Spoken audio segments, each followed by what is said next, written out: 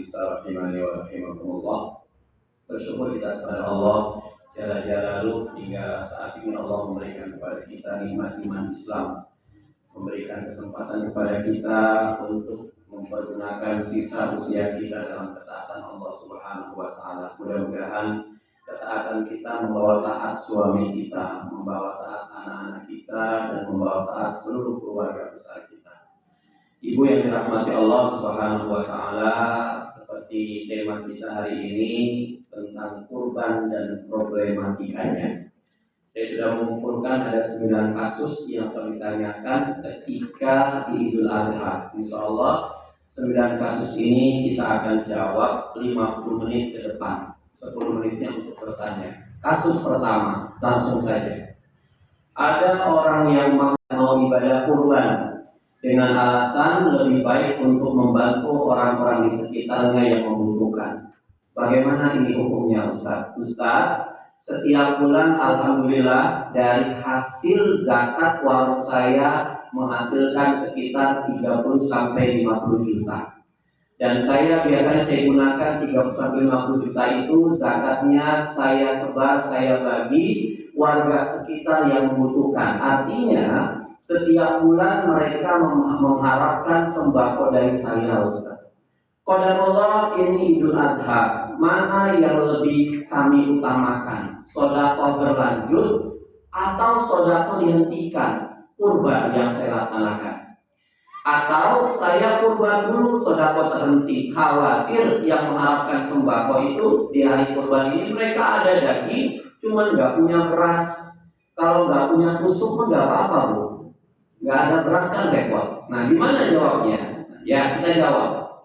Salah satu sifat dari orang-orang yang beriman itu di dalam surah Al-Mu'minun ayat 61, Allah bilang, "Ulaika yusari'una fil khairati wa hum laha sabiqun." Ini sifat orang-orang beriman.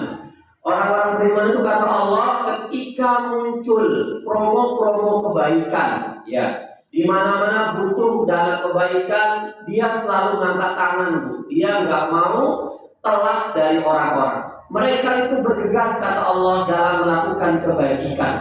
Dan mereka orang-orang yang paling dahulu memperolehnya. Misalkan ibu buka usaha catering.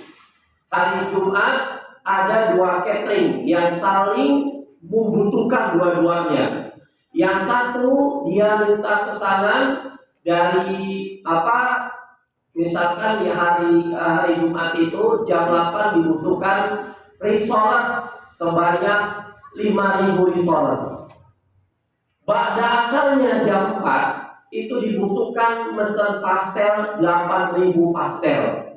Kalau kita berpikir ini dunianya luar biasa, pasti orang yang cerdas dia akan ngambil semuanya, ya. Apalagi kalau bicara kebaikan. Maka orang-orang yang beriman kata Allah, ketika ada promo-promo kebaikan, ada iklan-iklan kebaikan, ini dia rugi kalau nggak bisa membantu. Ini sifat orang beriman.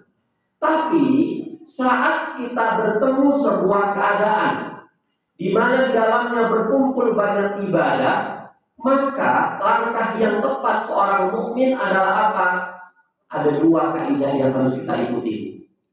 Punya uang 50 juta, setiap bulannya diberikan kepada masyarakat sekitar habis 50 juta. Sementara ini qadarullah mau kurban. Yang mana Ustaz yang harus saya dahulukan? Kaidah pertama, al-jam'u aula tarjih. Kalau bisa ambil semuanya.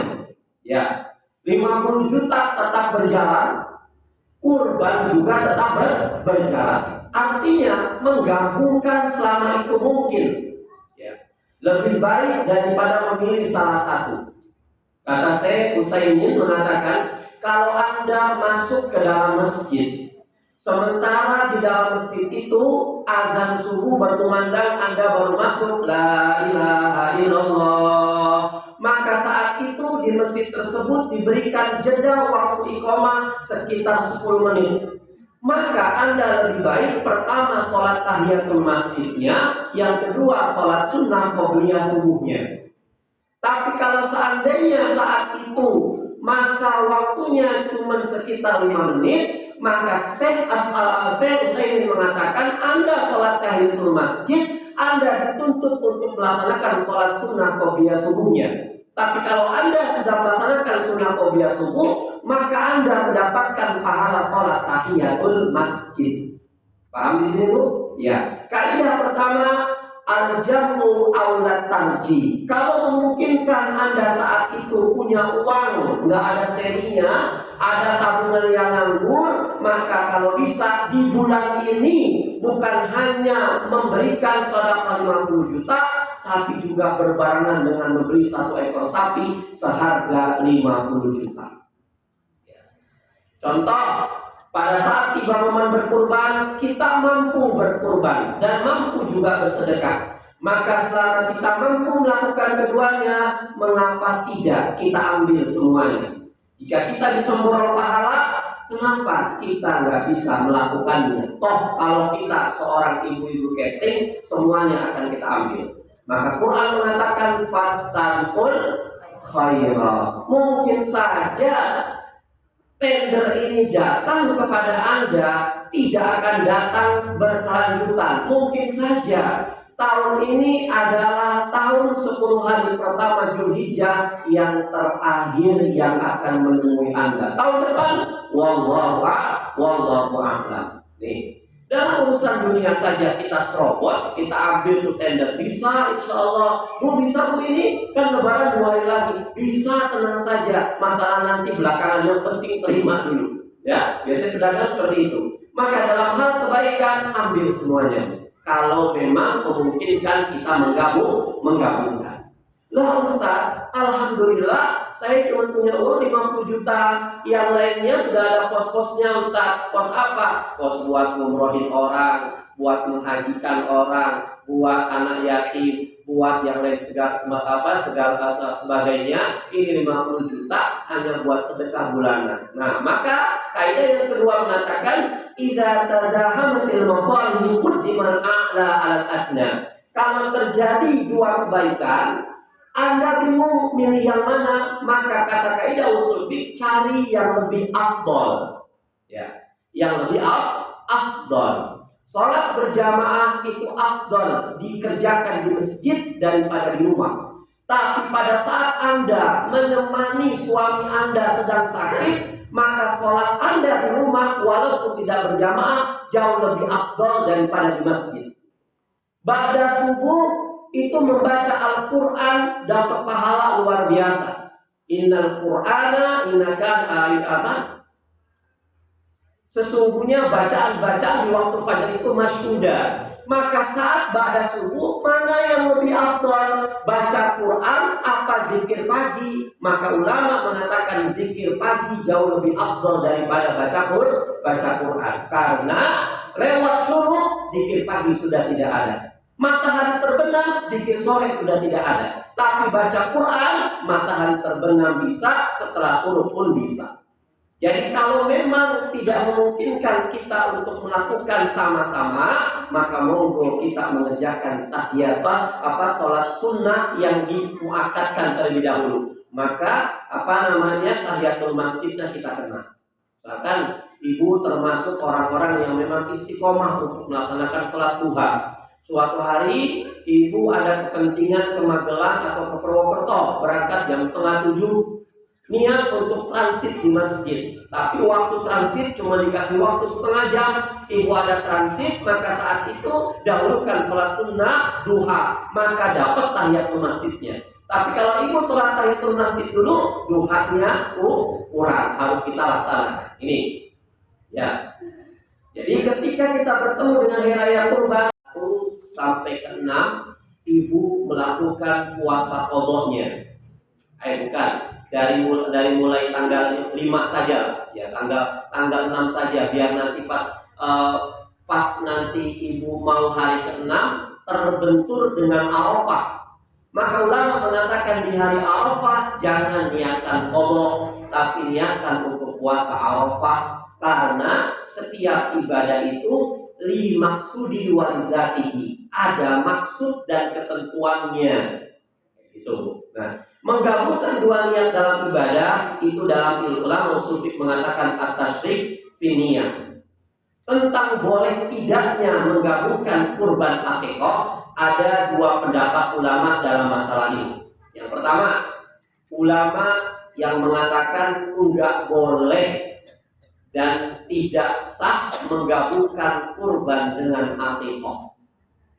Siapa yang mengemukakan pendapat ini? Imam Malik, Imam Syafi'i, dan riwayat Imam Ahmad. Apa alasannya? Yang pertama, status kedua ibadah ini memiliki tujuan masing-masing, Bu. Kurban kita sembelih ya untuk di Idul Adha. Akikah kita sembelih karena kita dikaruniai seorang anak. Beda. Kata ulama yang mengatakan masing-masing nggak sah kurban, akikah. Kemudian yang kedua ibadah ini berbeda. Kurban, akikah, ya. Sehingga tidak dapat digabungkan sama seperti sembelihan kambing untuk yang haji tamattu. Kalau haji tamattu itu ya haji yang mendahulukan ihramnya dengan hajinya, ya. Ini haji tamattu. Atau yang membayar fidyah, itu kan beda, fidyah haji atau hadyun. Kalau itu bisa sama-sama, tapi kalau menggabungkan dua ibadah yang saling bertentangan itu tidak boleh karena masing-masing ada tujuannya masing-masing. Menggabungkan puasa Syawal dengan qadha, ulama ini mengatakan tidak boleh masing-masing. Yang bagus gimana wahai Imam Syafi'i? Yang bagus, Anda mumpung ada di Syawal, puasa Syawal dulu.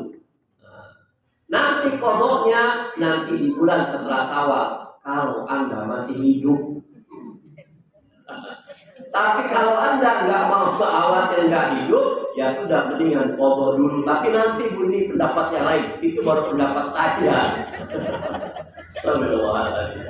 Sama kalau bisa jangan menggabungkan. Ya, yang kedua boleh, ya. Jadi kalau kita bicara fikih gini loh, selama kita ittiba ada ilmunya, itu namanya istihad. Dilakukan salah ternyata kita dapat pahala cuma satu. Tapi kalau ternyata kita benar dapat pahala dua, ini istihad. Makanya ilmu itu penting, ya. Penting ilmu itu nggak ikut-ikutan. Makanya para ulama yang mereka selalu lebih memilih bikin buku kitab di sepertiga malam daripada sholat malam. Ini ulama punya dalilnya. Kalau saya sholat malam itu pahala buat saya saja. Nanti umat ketika mau ibadah nggak tahu ilmunya saya. Nanti bila rupiah kita akikah nggak kenapa-napa. Ya. Kalau bicara akikah kan akikah itu ya, belum mengucapkan syahadat, ulaika habitat a'maluhum. Suatu hari Aisyah bertanya kepada Rasulullah SAW, ya Rasulullah, Anda kenal Ibnu Jun'an? Ibnu Jun'an ini seorang manusia Yahudi yang di masa Rasulullah kalau ada kegiatan Rasulullah dia angkat tangan. Umat Islam sekarang lagi membutuhkan baju besi, butuh sekitar 13 lusin. Ibnu Jun'an, bismillah, saya siap ya, bismillah saya siap. Saya siap. Ya, perayaan buat bakso saya siap.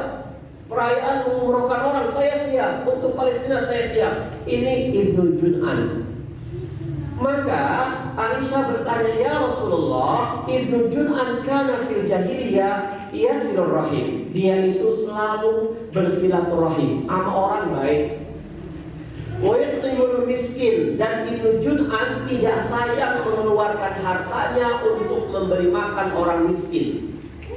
Fahal dzalika nafi'an? Apakah apa yang dikerjakan Ibnu Jun'an itu bermanfaat nanti di akhirat? Maka Rasulullah mengatakan la yanfa'u innahu lam yakun yauman. Enggak manfaat. Karena apa? Ibnu Jun'an belum mengatakan Rabbil firli khati'ati yaumaddin. Ya Allah, ampuni dosa-dosaku nanti di hari kiamat nanti. Ini artinya Ibnu Jun'an belum masuk Islam. Jadi kurban yang diberikan kepada ayah dari anaknya yang non muslim ketika disembelih tidak bernilai pahala kurban. Bernilainya apa? Hadiah penyembelihan saja. Rasulullah SAW membolehkan kok kita menerima hadiah dari orang non-muslim, boleh, nggak apa-apa. Misalkan hari raya Konyan, hari raya mereka ngasih uang, mereka ngasih sembako segala macam, kita boleh menerimanya. Tapi pada saat dia memberi sesuatu, ingin melakukan syariat yang Islam ajarkan, maka tertolak. Ulaika habitat a'maluhum. Mereka sia-sia amalan mereka. Nih ya, orang Islam tidak boleh mewarisi kepada orang kafir. Orang kafir tidak boleh mewarisi kepada orang Islam. Maka seorang anak yang sudah murtad dengan orang tuanya, si anak bapaknya anak itu meninggal, dia punya harta, nggak bisa mewarisi kepada orang tuanya. Atau orang tuanya meninggal, si orang tua tidak bisa mewarisi kepada anaknya. Ikut mewarisi, dosa, nggak boleh. Jadi Allahu a'lam bishawab. Kasus yang keempat, bolehkah orang non-Islam ikut urunan hewan kurban sapi? Ya. 6 orang Muslim, 1 orangnya orang non-Islam. Bagaimana hukumnya urunan kurban sapi? Salah satunya adalah orang non-Muslim. Ibadah apapun Bapak Ibu, ibadah apapun ibu-ibu, dilakukan oleh orang kafir adalah ibadah yang tidak bernilai, tadi kita belajar, dan tidak sah. Meskipun bisa jadi kaum muslimin mendapatkan dampak kebaikan dari amal yang dia lakukan, ya. Walaupun kita gara-gara dia kita menjadi maslahat. Gara-gara itu tuh ibu itu baik sekali. Kenapa? Setiap hari ngasih buat jemaah MT Anissa itu kalau ada pengajian, dia ngasih nasi kotak. Berapa? Sejumlah kebaikan buat kita. Tapi tetap walaupun kita baik, dia tetap ulaika habitat amal. Islam surah Ibrahim ayat 18 Allah bilang, "Mathalul ladzina kafaru bi rabbihim a'malun karamadin istadat birrih fi yawmin 'asif la yaqdiruna mimma kasabu 'ala syai'in dzalika huwa dhalalul ba'id." Orang-orang kafir kepada Rabbnya, amalan-amalan mereka adalah seperti abu yang ditiup angin dengan keras pada suatu hari yang berangin kencang. Mereka tidak dapat mengambil manfaat sedikit pun dari apa yang telah mereka usahakan di dunia. Yang demikian itu kenapa? Karena mereka masih dalam keadaan kafir, tertutup hatinya. Nah, ketika ada orang kafir yang ikut urunan kurban sapi, dia tidak dinilai sebagai kurban, sehingga keterlibatannya dalam urunan hanya dinilai sebagai orang yang urunannya hanya ingin mendapatkan dagingnya. Jadi orang yang berkurban di Idul Adha ini ada 3. Yang pertama mendapatkan pahala kurban, yang kedua mendapatkan syiar kurban, yang ketiga mendapatkan daging kurban. Yang mendapatkan pahala kurban siapa? Orang Islam, dan dia masih hidup. Karena orang yang sudah nggak bisa kurban, ya Bu, saya berkurban atas nama almarhumah mbah saya, nggak boleh. Dia mendapatkan pahala kurban siapa? Orang yang masih hidup. Ustaz, saya tetaplah, orang ini amalan saya, tetaplah saya mau berkurban untuk emak saya yang sudah meninggal. Ya sudah, kalau begitu.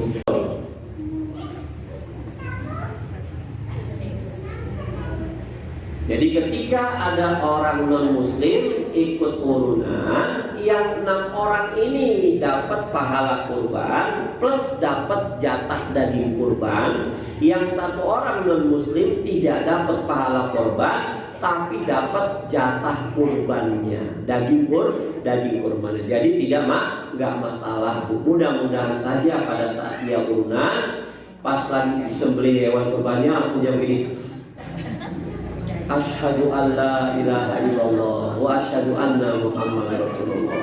Ya, banyak cara Allah memberikan hidayah petunjuk kepada kita semuanya.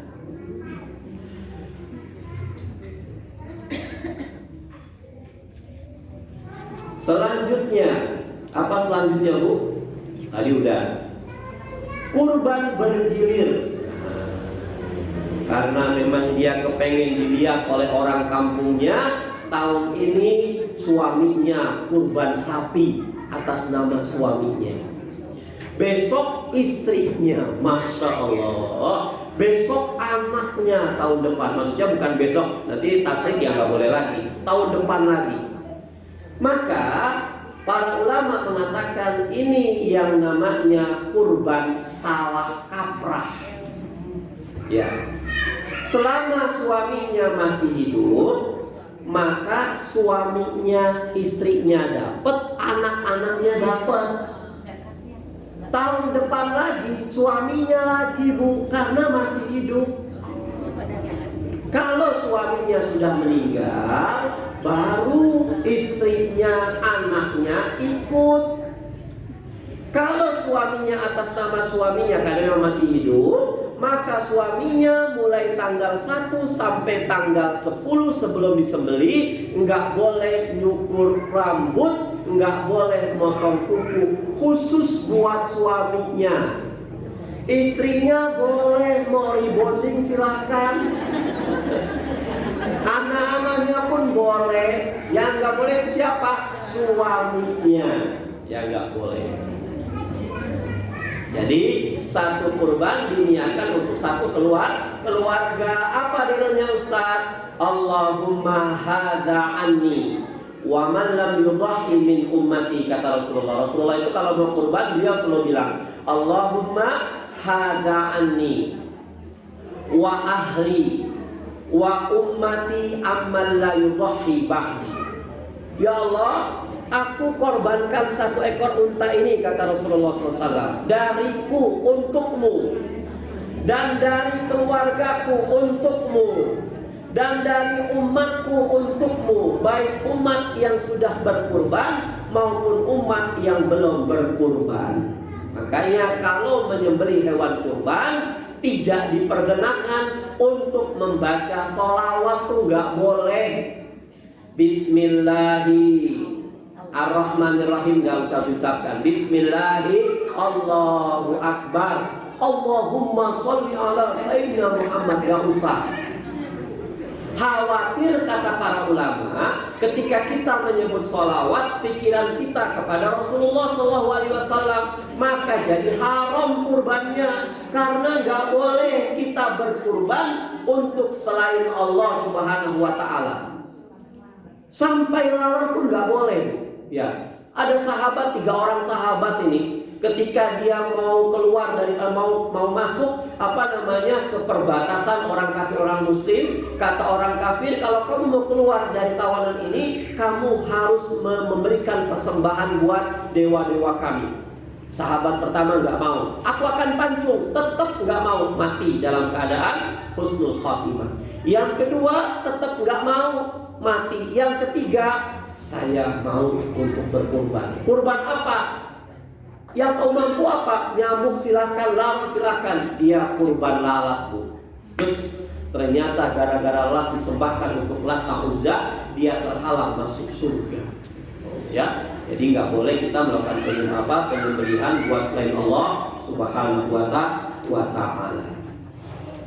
Jadi hukum kurban bergilir tidak boleh karena tidak ada ketentuan dari Rasulullah Sallallahu Alaihi Wasallam. Ustadz, bagaimana kalau sudah terlanjur suami saya malah motong kepalanya, suami saya malah motong kumisnya, malah motong kukunya? Ya, ini gimana?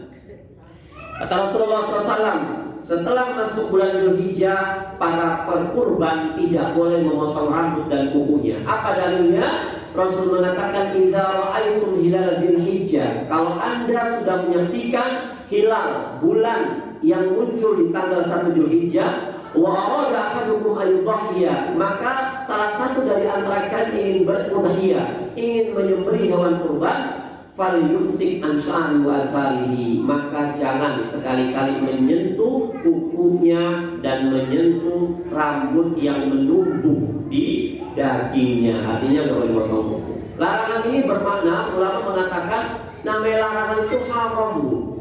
Kalau seandainya larangan ini dilabrak juga, maka kurbannya sah, cuman orang ini harus beristighfar, gitu doang. Ya, nggak harus denda, istighfar saja. Astagfirullahaladzim, seperti itu. Maka ada ulama yang mengatakan kalau memang rambutnya itu sudah 10 hari nggak dicukur, ternyata di sana ngumpul kecoa, kayak jengking, tikus, mendingan dibersihkan. Atau ngumpul kuku-kukunya sampai 10 hari nggak dibersihkan, malah kotor, yang lebih baik dibersihkan. Sama seperti ibu, misalkan ibu dalam keadaan sedang haid, sedang menstruasi, atau laki-laki sedang janabat. Saat itu kita kepengen nyukur rambut, ya sudah, nggak usah kita mikir, saya masih haid, saya masih belum mandi, nanti gimana cukuran rambut saya, nanti saya simpan di lemari, nanti ketika mandi saya siram sama-sama. Beda, pada saat anggota tubuh kita sudah digunting, maka yang nggak menempel ini nggak wajib untuk disiram. Ya, yang wajib disiram apa? Yang masih nempel. Yang masih nempel. Sama seperti kita misalkan pakai mukena, jidat kita kan kelihatan, Bu. Selama mukena ini nyantol di kepala kita, maka kita kurang sempurna kalau mukena ini nempel ketika sujud kita makin. Ya, kena. Kalau sajadah gimana? Sajadah kan bisa dengan jasad kita. Gitu maksudnya, ya. Ustadz, jidat kita kan harus ke tempat sujud, iya. Nah, kalau orang sholat pakai sejadah gimana? Sejadah itu ngikut kita pada saat sholat, Bu. Kecuali kalau sejadah itu kita gulung-gulung di kepala pada saat sujud, maka makruh untuk tidak nempel ke tempat sujud. Makanya di mama, rukuknya ibu, pecinya saya, itu kalau mau sholat ya ditegakkan ke belakang supaya jidat kita itu kelihatan. Gak usah keras-keras, gak usah digosok-gosok supaya itu, gak usah. Itu datang sendiri dari Allah Subhanahu wa Ta'ala. Bahkan teman-teman salaf mengatakan kalau seandainya ada orang yang jidatnya hitam, itu Rasul paling benci loh, ada hadisnya. Makanya jangan senang dengan orang jidatnya hitam, apalagi hitamnya itu dibuat-buat. Ya. Jadi ada orang yang ketika akan sujudkan berbeda-beda, sama seperti orang mau menyembelih hewan kurban, Bu, ya kan? Ada hewan kurban banyakkan di India ini, wallahu alam kenapa, atau inilah ayam lah. Ketika disembelih itu kadang ayam itu hidup lagi, Bu. 2 atau 3 hari dia hidup, padahal sudah pepek, dia punya lehernya. Makan beras keluar lagi, sapi pun ada. Maka ini gimana? Para ulama mengatakan sudah sembelih pertama saja, karena itu bukan keajaiban. Ada orang yang kuat ketika menyembelih sampai sapi itu saat itu meninggal. Ada yang memang lemah ketika menyembelih, dia bangun lagi itu banyak. Dan itu bukan keajaiban, bukan. Ya, itu sesuatu yang memang qadarullah terjadi kayak begitu. Terus apakah harus sembelih lagi? Nggak usah disembelih lagi, tunggu dia mati saja. Seperti itu. Ustadz, kebetulan saya itu lebarannya tanggal 28. Cuman sapi kurban saya disembelih tanggal 29. Itu saya nyukur rambut dan potong kukunya kapan ya Ustadz? Ya Bu, ada nggak seperti ini? Ada. Kapan? Ya ibu potong rambut dan itunya ketika ibu sudah melaksanakan puasa Arafah atau sudah sholat Id.